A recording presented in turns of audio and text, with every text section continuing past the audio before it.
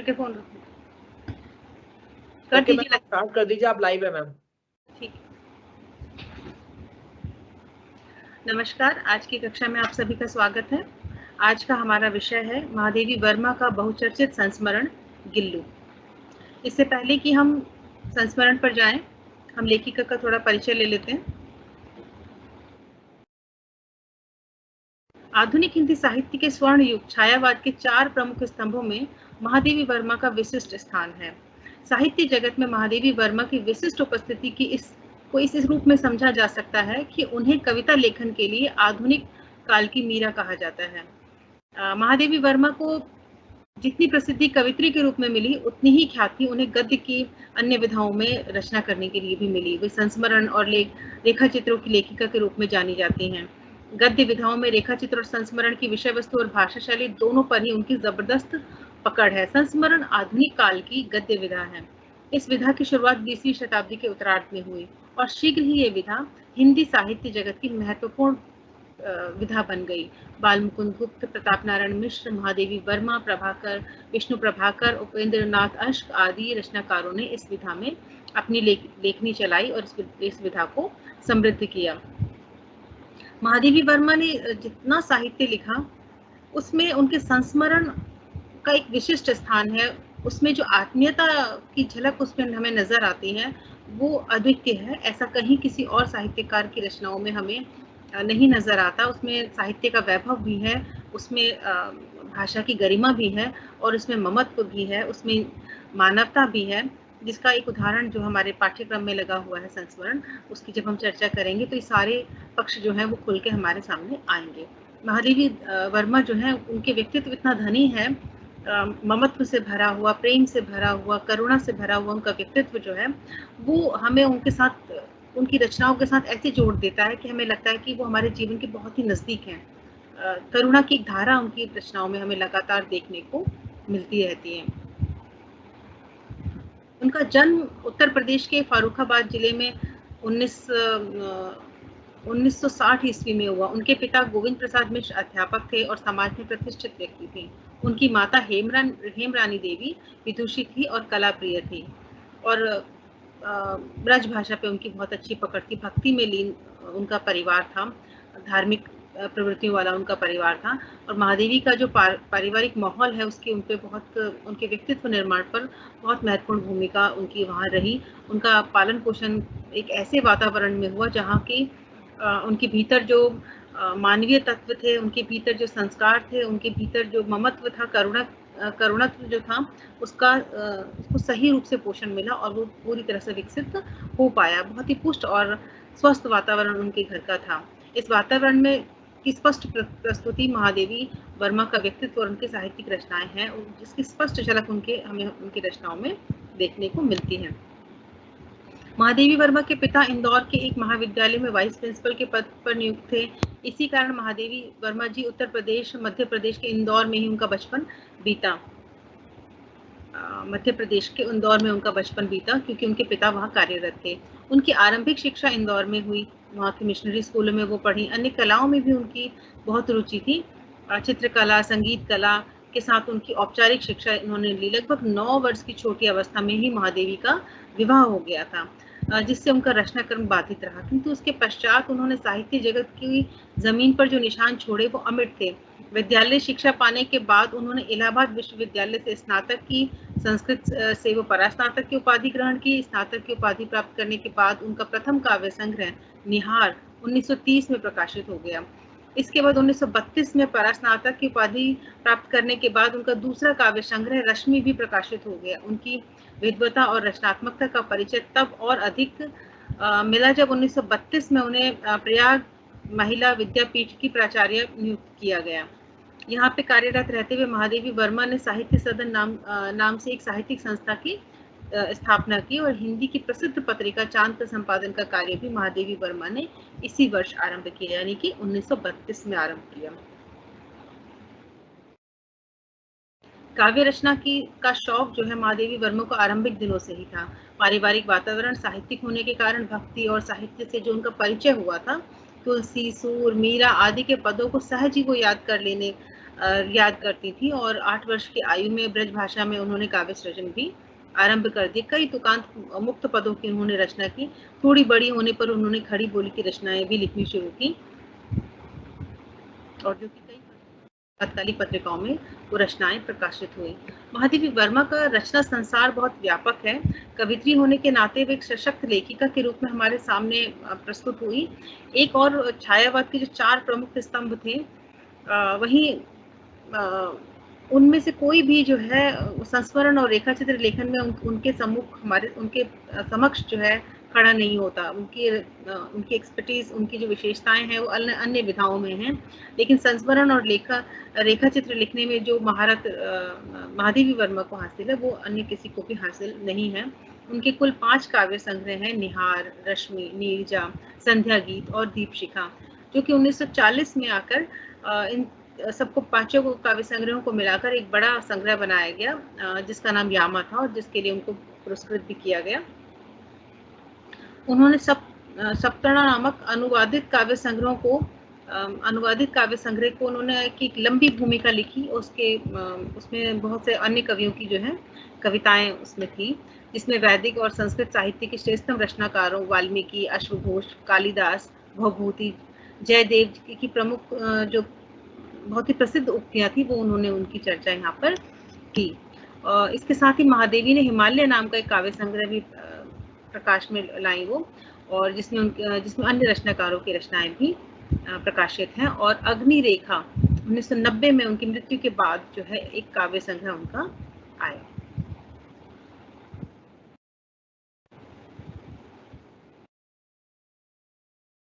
पद्य के साथ साथ गद्य लेखन में भी उनका जो लेखन है वो उच्च कोटि का रहा। उसमें हमें 3 तरह की रचनाएं देखने को मिलती हैं। पहला गद्य का वह रूप है जिसमें संस्मरण और रेखाचित्र नजर आते हैं। दूसरे रूप में वे हमें विवेचनात्मक गद्य है, जिसमें साहित्य के विविध विषयों पर उन्होंने आलोचनात्मक दृष्टि से गहन चिंतन प्रस्तुत किया। तीसरे रूप में उन्होंने उनके उस गद्य रचना को रखा जा सकता है जिसमें उन्होंने नारी के जीवन के विविध रूपों का विश्लेषण किया। और ये जो तीसरा पक्ष है ये हिंदी साहित्य के अमूल्य निधियों में से एक है। स्त्री जीवन के इतने विविध पक्षों का उन्होंने चित्रण किया जो अद्भुत है। गद्य लेखन के इन तीनों ही रूपों में सर्वाधिक प्रसिद्धि उन्हें संस्मरण और रेखाचित्र लेखन के लिए मिली, इसमें कोई दो राय नहीं है। उनकी जो प्रमुख विधा 4 प्रमुख रचनाएं हमें नजर आती हैं। अतीत के चलचित्र, स्मृति की रेखाएं, पथ के साथी और मेरा परिवार। श्रृंखला की कड़ियां 1931 से 1947 के मध्य लिखे गए नारी विषयक जितने भी उनके सामाजिक निबंध थे उसको उन्होंने एक साथ रख के पुस्तक रूप में हमारे सामने अब वो आया, श्रृंखला की कड़ियां, जो चांद में प्रकाशित हुआ करते थे उस समय। और उनकी इसी क्षमता के लिए उनकी साहित्यिक क्षमता और उच्च कोटि के व्यक्तित्व के लिए जो है फादर कामिल बुल्के ने जो है महादेवी वर्मा की पूरी प्रशंसा की। उनकी रचनाएं अगर हम देखें तो जैसे कि मैंने अभी बताया, निहार, रश्मि, नीरजा, संध्या गीत, दीपशिखा, यामा और सप्तपर्णा जो है उनकी प्रमुख रचनाएं हैं, जो कि उनकी काव्य सौंदर्य को हमारे सामने प्रस्तुत करते हैं। गद्य में उन्होंने अतीत के चलचित्र, स्मृति की रेखाएं, पथ के साथी और मेरा परिवार लिखा। निबंधों में अगर हम गद्य में जब निबंधों की बात करेंगे तो श्रृंखला की कड़ियां, विवेचनात्मक गद्य, साहित्यकार की आस्था तथा अन्य निबंध जो है क्षणता, संकल्पिता आदि हमारे सामने आते हैं। महादेवी का पूरा जीवन जो है वो साहित्य कर्म में ही निकला। उन्होंने अपनी सारा जीवन जो है साहित्य साधना में व्यतीत कर दिया। साहित्य के क्षेत्र में उल्लेखनीय योगदान के लिए उन्हें अलग अलग संस्थाओं से पुरस्कार मिले, उन्हें बार बार सम्मानित किया गया।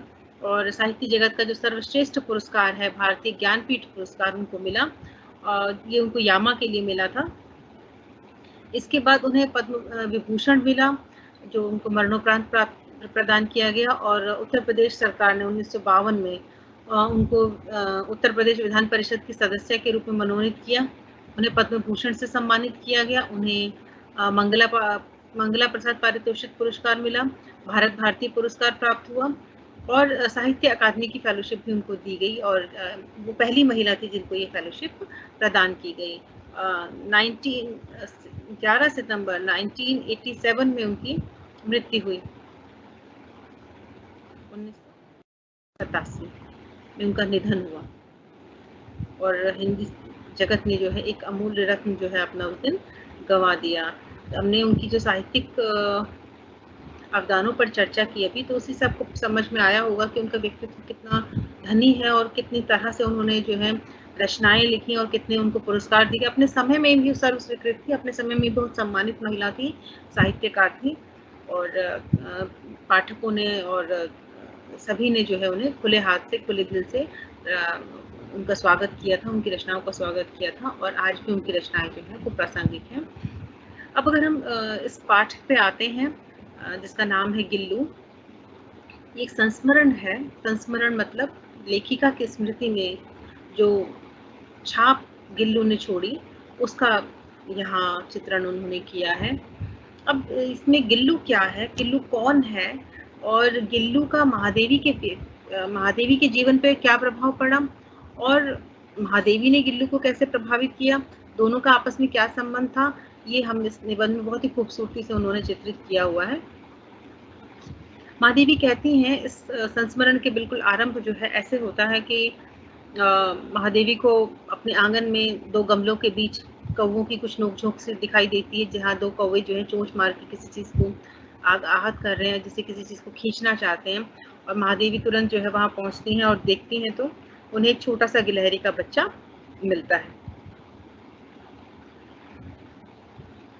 उन्हें एक छोटा सा गिलहरी का बच्चा दिखता है। महादेवी कौवों की नोकझोंक से उसे बचा के अपने पास लाती हैं, उसकी मरहम पट्टी करती हैं और पूरे प्रयास से उसे बचाने का प्रयास करती हैं और कुछ दिनों के बाद जाके वो गिलहरी का छोटा सा बच्चा जो कि ऊपर सोनजू की बेल से गिर पड़ा था वहाँ, उसे वो कुछ पानी और कुछ दूध की बूंदें पिलाने में समर्थ होती हैं और इसके बाद उसका जीवन जो है फिर पटरी पे चल पड़ता है, उसे जीवन दान मिल जाता है और वो महादेवी से स्नेह संबंध में बन जाता है, महादेवी उससे स्नेह संबंध में बन जाती है। एक छोटी सी गिलहरी एक महादेवी जैसा एक बड़ा व्यक्तित्व, एक साहित्यकार, इतनी एक कॉलेज की प्राध्यापिका और इतना कोमल हृदय की एक गिलहरी के बच्चे को वो इतनी सेवा सुसवा उसकी कर रही हैं, उसे जीवन दान दिया उन्होंने और किस तरह से वो संबंध आके चला, इस संस्मरण में उसका चित्रण किया है। मैं आपको इसको पंक्ति पढ़ के सुनाना चाहती हूँ। सोनजूह में आज एक पीली कली लगी है, इसे देखकर अनायास ही उस छोटे जीव का स्मरण हो आया जो इस लता की सघन हरितमा में छिपकर बैठता था और फिर मेरे निकट पहुंचते ही कंधे पर कूदकर मुझे चौंका देता था। तब मुझे कली की खोज रहती थी, आज मुझे उस लघु प्राण की खोज है। यानी सुहजान की सोनजूही की जो बेल है वहां लेखिका कलियां ढूंढने के लिए जाती थी, क्योंकि बेल में जब सोनजू की कलियां थी वो लेखिका को प्रिय थी और लेखिका उसे खोजने जाती थी। जब खोजने गई तो एक दिन उन्हें वहां गिल्लू मिल गया। उस गिल्लू से वो उनका ऐसा तादाद में बैठा, ऐसा स्नेह संबंध बैठा कि आज वो कह रही है कि वो सोनजू की उसी बेल के पास गई, लेकिन आज उन्हें कली की इच्छा नहीं है, आज वो गिल्लू को मिस कर रही है, आज वो गिल्लू को याद कर रही है, आज उन्हें गिल्लू की चाह है कि गिल्लू यही मिल जाए, क्योंकि वो उसी जगह के आसपास रहा करता था।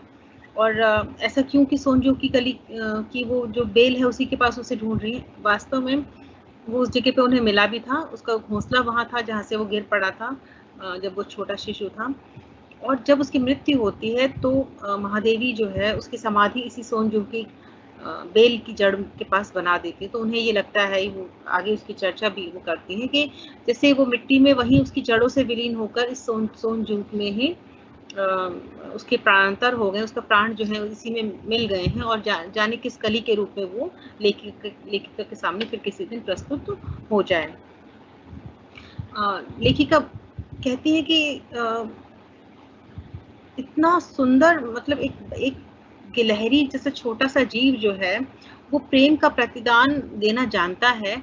मतलब जैसे हम कहते हैं जो पूरा विश्व है एक परिवार है, हम सभी ईश्वर की संतान हैं, तो सिर्फ मनुष्य ही भाव के आदान प्रदान को नहीं जानता, सिर्फ प्रेम के महत्व को सिर्फ मनुष्य नहीं जानता, बल्कि जो छोटे जीव जंतु, आप किसी से भी प्रेम करेंगे तो बदले में आपको भरपूर प्रेम ही वापस करेगा। ये पूरे संस्मरण में उन्होंने किस तरह से बताया कि किस तरह से जो प्रेम उन्होंने गिल्लू को दिया वो कैसे उन्हें वापस उसने किया। इसमें देखिए उसके अंत में वो कहती हैं, सोनजू की जड़ में मिट्टी होकर वह मिल गया होगा, कौन जाने स्वर्णिम कली के बहाने वह मुझे चौंकाने ऊपर आ गया हो। ये देखने के लिए कि बार बार किसी कली के रूप में वो बाहर निकल आया हो, वो बार बार सोनजू की कली के पास जाती हैं। गिल्लू को याद करते हुए वो लिखती हैं कि एक दिन अपने कमरे के बरामदे में आकर देखती हैं कि 2 कौवे उसको चोंच मार रहे हैं और उसको छुड़ाने के प्रयास में उन्होंने वहां से उसको बचाया। ये मैंने अभी आपको बताया। मैं आगे करती हूँ।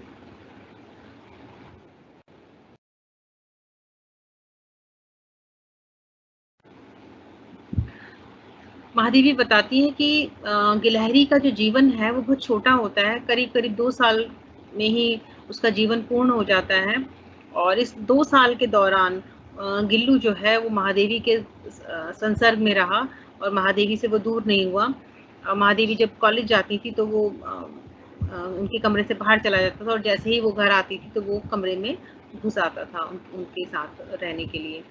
तो वो कहती हैं कि उनके क्रियाकलापों को लेखिका अपनी कलम से इस संस्मरण में इस प्रकार साकार करती हैं कि गिल्लू के सभी क्रियाकलाप हमें लुभाने लगते हैं और उसकी समझदारी पर परिवार के अन्य सदस्यों और पाठकों को बहुत आश्चर्य होता है कि गिल्लू किस तरह से, जैसे मैंने कहा कि प्रेम का जो प्रतिदान है वो किस तरह से करता है, ये बड़ा रोचक हमें लगता है। गिल्लू का महादेवी के साथ इतना प्रगाढ़ संबंध है कि वह उन्हें आकर्षित करने के लिए विविध उपायों को खोजने लगता है। कि महादेवी तो उसका ध्यान रखती ही है, लेकिन गिल्लू को जो है वो पर्याप्त नहीं लगता। वो चाहता है कि महादेवी उसी के साथ बनी रहे, तो वो बार बार उनका ध्यान आकर्षित करने के लिए कुछ न कुछ उपाय करता है। कभी वो लेखिका के पैरों तक आ जाता है और फिर सर से पर्दे पर चढ़ जाता है और इस क्रिया को वो तब तक करता रहता है जब तक लेखिका अपना लेखन छोड़कर उसे पकड़ने ना बैठ जाए। और जो गिल्लू के लिए उन्होंने एक छोटी सी डलिया बनाई हुई है, एक छोटा सा झूला लगाया हुआ है जिस पर बैठ के जो है वो घंटों मेज पे वो बैठा रहता है और उसकी चमकीली आंखें जो है लगातार लेखिका को देखती रहती हैं। और भूख लगने पर वो चिक चिक की आवाज करके बताता है कि उसे भूख लग रही है और उसका जो पसंदीदा भोजन है वो काजू और बिस्कुट है, ये उसे जब मिल जाते हैं तो वो संतुष्ट हो जाता है। देखिए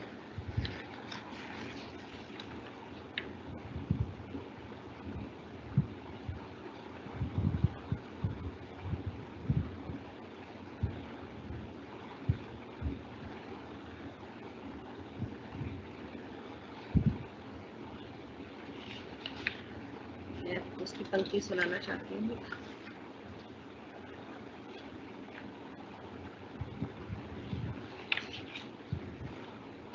वो कहती हैं, मैं जैसे ही खाने के कमरे में पहुंचती वह खिड़की से निकलकर आंगन की दीवार बरामदा पार करके मेज पर पहुंच जाता और मेरी थाली में बैठ जाना चाहता। बड़ी कठिनाई से मैंने उसे थाली के पास बैठना सिखाया, जहां बैठकर वह मेरी थाली में से एक एक चावल उठाकर बड़ी सफाई से खाता।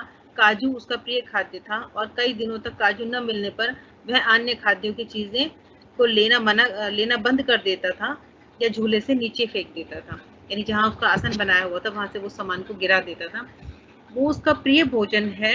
अगर उसे काजू मिलने में देर हो तो वो कैसे बताएगा कि उसे सिर्फ काजू ही चाहिए। वो ऐसे बताएगा कि वो किसी और भी चीज को लेने से मना कर देगा। वो और सब चीजों को गिरा देता है, नहीं खाता, उसको वो पड़ा रहता है। तो समझ जाते हैं कि इसे ये नहीं खाना है, इसे वही खाना है जो उसे पसंद है।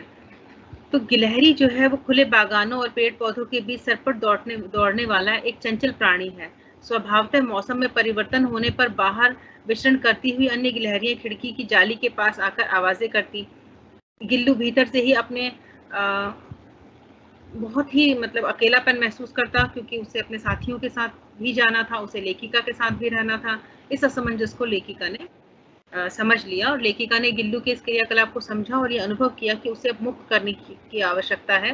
क्योंकि जब बसंत ऋतु आई और बाहर हरियाली थी, सभी गिलहरियां जो है वो आपस में मिलजुल रही थी, खेल कूद रही थी। तो लेखिका को लगा कि अगर गिल्लू कमरे में ही रहेगा, लेखिका के कमरे में ही रह जाएगा, तो ये गिल्लू के लिए अन्याय होगा। उसे अपने मित्रों के साथ, अपने जो उसके साथ की अन्य गिलहरियां उनके साथ उसे रहना चाहिए। तो जब लेखिका ने इसको खोला तो उन्होंने क्या किया, उन्होंने अपनी खिड़की के पास जो जाली लगी थी उस जाली का एक कोना खोल दिया और गिल्लू सचमुच ही मुक्ति का अनुभव करके बाहर चला गया। उसे बहुत मतलब अंदर रहना चाहने वाला वो जीव जो महादेवी से इतना जुड़ा हुआ था वो तुरंत बाहर चला जाता है और अपने मित्रों के साथ वो अपनी अन्य गिलहरियों के साथ वो रहने लगता है। लेकिन जैसे ही लेखिका वापस आती हैं तो वो तुरंत घर में वापस उनके साथ कमरे में आ जाता है। यानी कि गिल्लू के पास दोनों दुनिया थी, उसके पास महादेवी का प्रेम भी था और उसके पास उसके मित्रों का साथ भी था। लेकिन जो ही गिल्लू अपने बाल्यकाल से कमरे के भीतर लेखिका के साथ रहा, लेखिका जैसे ही कॉलेज से लौटती तो वो अंदर आ जाता और लेखिका के पैरों के पास घूमने लगता और उनके कंधे पर चढ़ जाता। लेखिका अपने कमरे से ही देखती, लेखिका कहती कि वो अपने कमरे से ही बैठी बैठी देखती कि किस तरह से जो गिल्लू है वो अन्य गिलहरियों के बीच जो है नेता बन के घूमता है, कि वो नेता बन के घूमता है। मतलब उसका व्यक्तित्व जो है गिल्लू का बड़ा ही दबंग है और वो उनके बीच में जो है उनको खेल खिलाता है और पर्टिकुलर शब्द उन्होंने इस्तेमाल किया कि गिल्लू एक नेता के रूप में उनके सामने रहता है। और जब वो अंदर आता तो उसके अंदर घर आके अंदर की उछल कूद चालू हो जाती और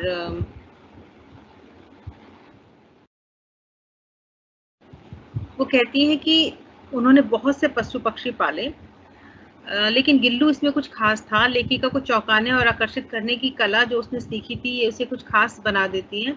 कभी वो फूलदान के पीछे छुप जाता, कभी पर्दों के झुरमुट के पीछे और कभी सोनजूर की पत्तियों में। इतना ही नहीं, लेखिका के जैसे कि मैंने अभी आपको बताया कि खाने के टेबल पे वो उनके साथ बैठता और उनकी थाली में से वो खाना खाता। लेखिका ने कहा कि मैंने बहुत सारे पशु पक्षी पाले, लेकिन किसी भी पशु पक्षी की इतनी हिम्मत नहीं थी कि वो मेरी थाली तक, खाने की थाली तक पहुंच जाए। जैसे कि मैं पढ़ती हूँ आपके लिए, मेरे पास बहुत से पशु पक्षी हैं और उनका मुझसे लगाव भी कम नहीं है, परंतु उसमें से किसी ने भी मेरी थाली में से खाने की हिम्मत नहीं हुई। ऐसा मुझे स्मरण नहीं आता किसी की भी हिम्मत ये हुई हो कि वो लेखिका के साथ बैठ के खाना खा ले। ऐसा नहीं हुआ, ये काम सिर्फ गिल्लू ही कर पाया है।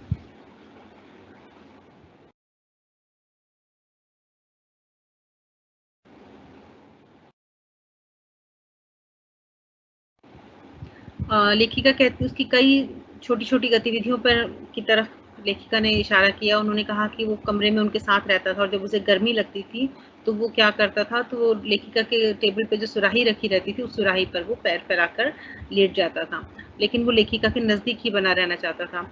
एक उन्होंने घटना का उसमें चित्रण किया है कि जब वो बार बार उनकी टेबल के पास उछल कूद किया करता था और अपनी कंचे जैसी जो आंखों से लेखिका को देखा करता था निरंतर, तो वो उन्होंने क्या किया, उसे एक लिफाफे में बंद कर दिया। उसके दोनों हाथ और मुंह बाहर था और उसका निचला हिस्सा, पूंछ सब एक लिफाफे में बंद थी और वो भी निश्चल जो है बैठा रहता, लेखिका को देखता रहता और जब भूख लगती तो चिक चिक करता, उसे खाने को मिल जाता और वो वहीं लेखिका के साथ घंटों तक उनके टेबल पर बैठा रहता और मुक्त होने पर फिर वो अपने मित्रों के साथ चला जाता बाहर।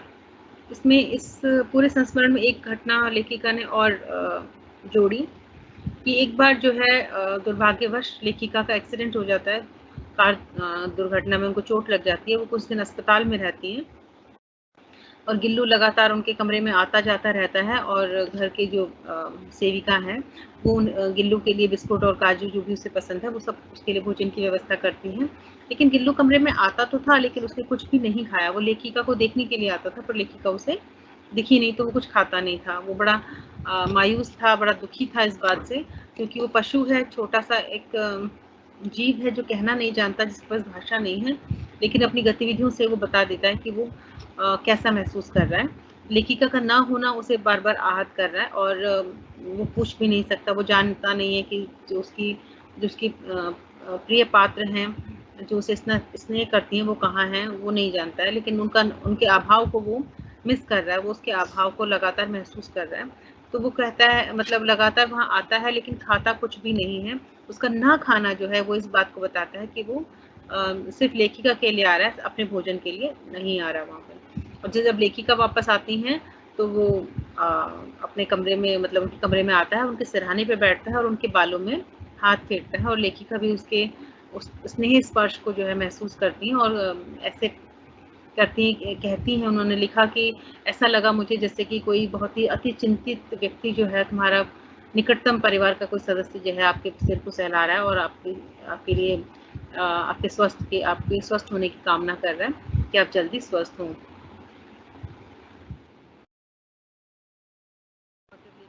झूला साफ करती तो देखती हैं कि उसमें सारे बिस्कुट और काजू वहीं मौजूद हैं जो कि उसने नहीं खाए हैं। और लेखिका को पता चलता है कि वो कितना ज़्यादा लेखिका के साथ अपनत्व महसूस करता है। और जैसा कि शुरू में ही कहा कि एक गिलहरी की जो आयु है वो सिर्फ 2 साल की है और बहुत छोटा समय है 2 साल। गिल्लू जो है वो जब जब उसका दूसरा बसंत आता है, जब उसका दूसरा साल है उसकी उम्र का, या हम कहें कि उसके जीवन का जब अंतिम पड़ाव आ जाता है, तो वो लेखिका के टेबल पर ही अक्सर पड़ा रहता है। और जब उसका अंतिम दिन आया तो वो लेखिका की टेबल से नहीं हिला, वहीं वो बैठा रहा। और लेखिका ने उसके लिए काफ़ी प्रयास किए, उसकी अस्वस्थता को समझकर कि उसे किसी तरह से सुकून रहे। उसके हाथ जो हैं बहुत ठंडे थे और उसको गर्माहट देने के लिए उन्होंने हीटर जलाया और तमाम जो भी प्रयास वो कर सकती थी उन्होंने किया, लेकिन मृत्यु पर किसी का जोर नहीं है। तो वो कहती हैं कि जब उसकी मृत्यु हुई तो उन्होंने उसको उसकी जो उसका देह थी उसे जो उसका दिवंगत शरीर था उसको उन्होंने सोनजू की कली के नीचे की जड़ के पास उन्होंने उसकी समाधि बना दी। अब ये सोनजू की कली के पास क्यों? क्योंकि वहीं से उनको वो मिला था और वही उसका प्रिय स्थान था। वो उस बेल में ही वो घूमता रहता था, वहीं उसके आसपास ही वो उसका पहले का घोंसला भी था और वहीं उसकी समाधि उनको बनाना उचित लगा। और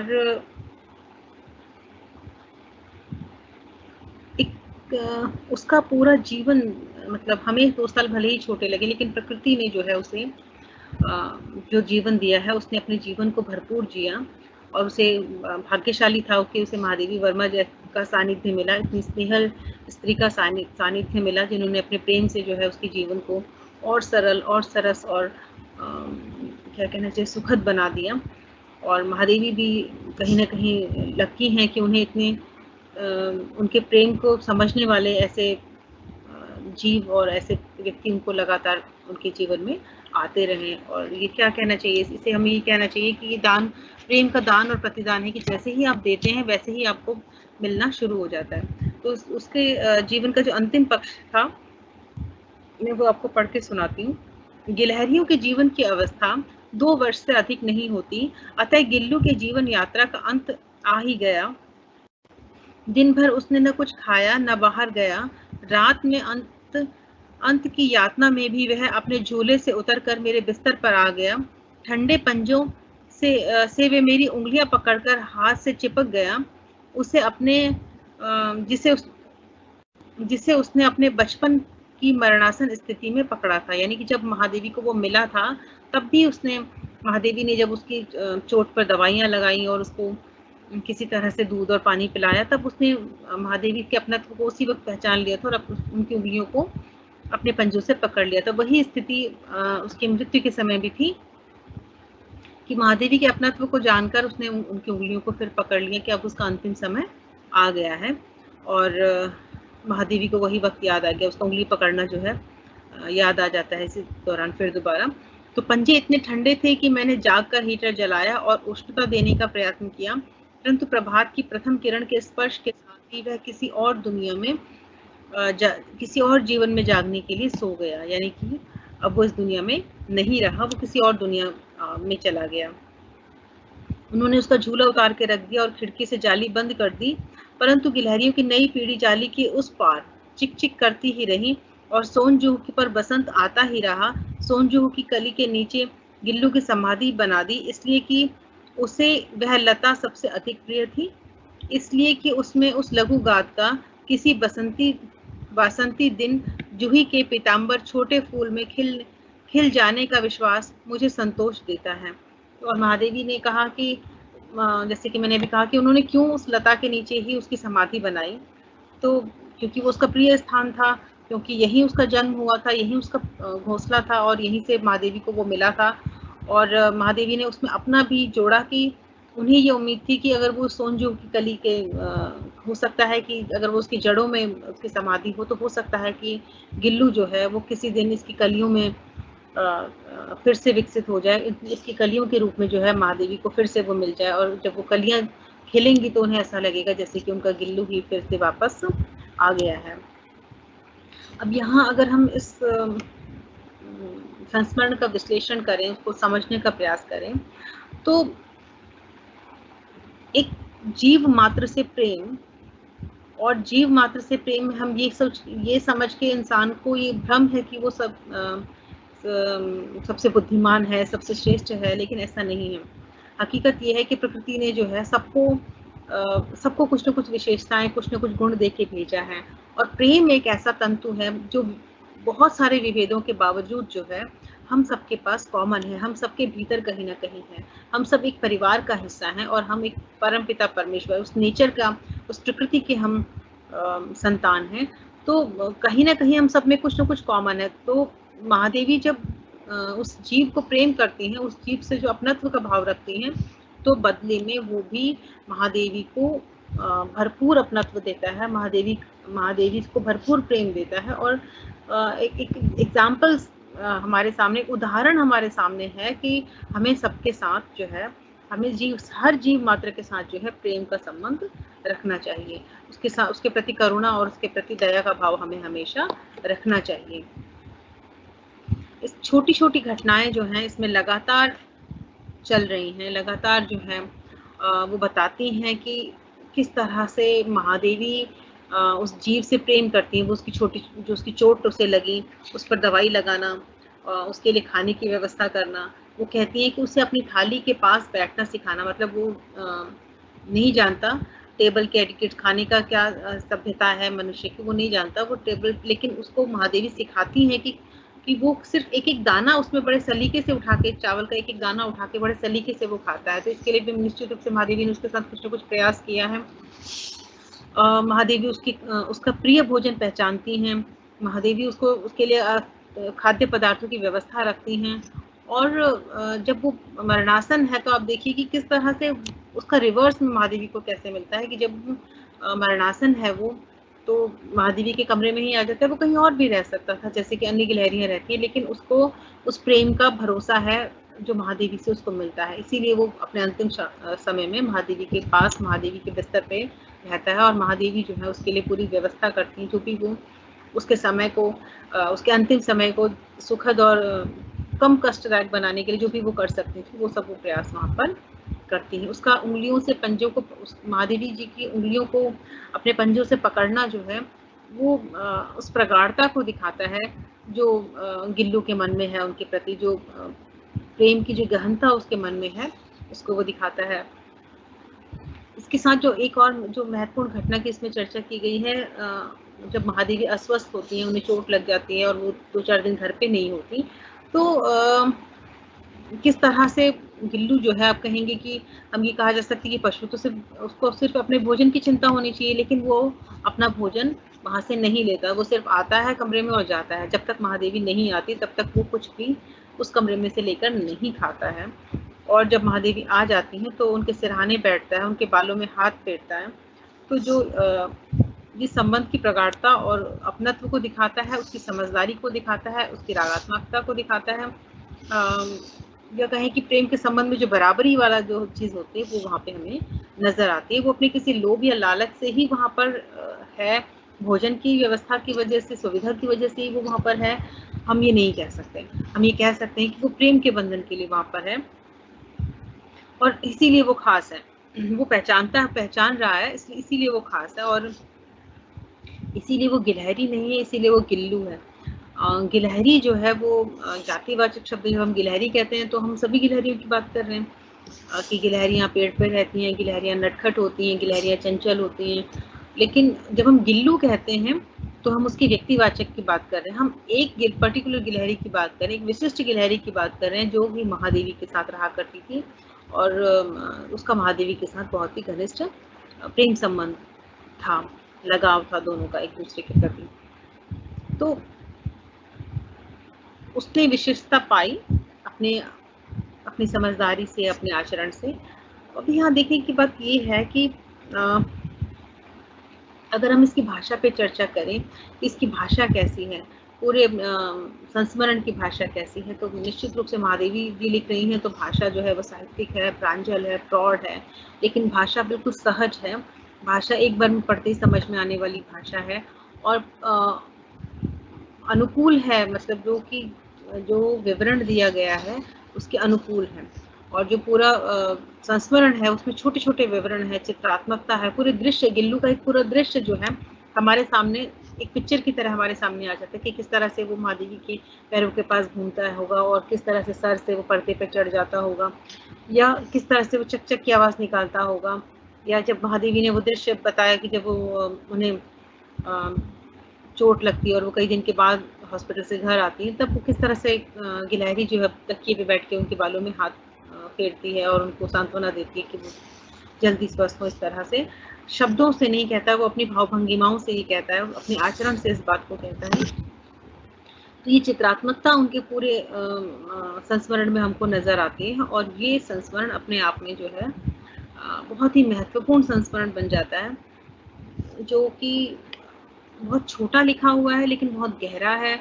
और गिल्लू से जो है, गिल्लू महादेवी के साथ रहा 2 साल, लेकिन ऐसा लगता है जैसे कि गिल्लू जिसने भी संस्मरण को पढ़ा उसके साथ हो गया, गिल्लू सभी पाठकों के साथ हो गया। इतना वो प्यारा और इतना वो क्यूट और इतना नटखट गिलहरी है कि जो भी उसे पढ़ता है वो उसकी स्मृतियों में कहीं ना कहीं अपनी एक जगह ज़रूर बना लेता है। अब अगर हम इसके प्रश्नों की बात करें, इसमें किस तरह के प्रश्न आएंगे, तो प्रश्न जो है गिल्लू के चरित्र पर आ सकता है कि गिल्लू के बारे की विशेषताएं बताइए, किस तरह का वो पेट था, किस तरह का वो पालतू, क्या वो पालतू पशु था, या महादेवी से उसका कैसा संबंध था, या महादेवी और गिल्लू के बीच में कैसा संबंध था, इस पर भी प्रश्न आ सकता है। इसकी हमने चर्चा की अभी काफ़ी। प्रश्न आ सकता है कि इस संस्मरण का प्रतिपाद्य लिखिए।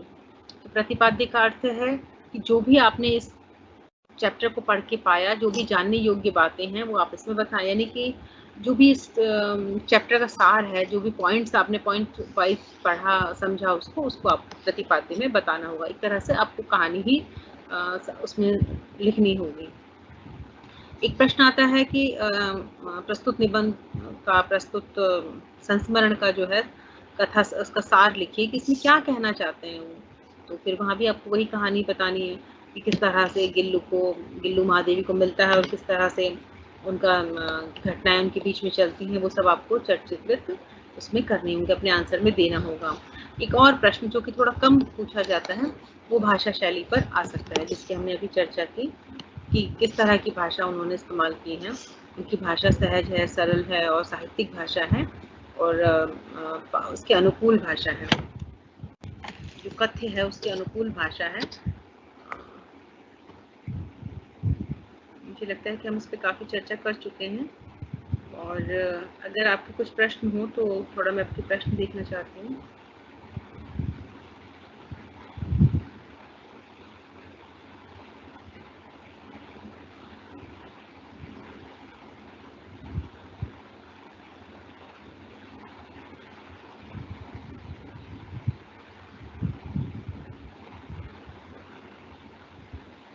मुझे प्रश्न दिख नहीं रहा है।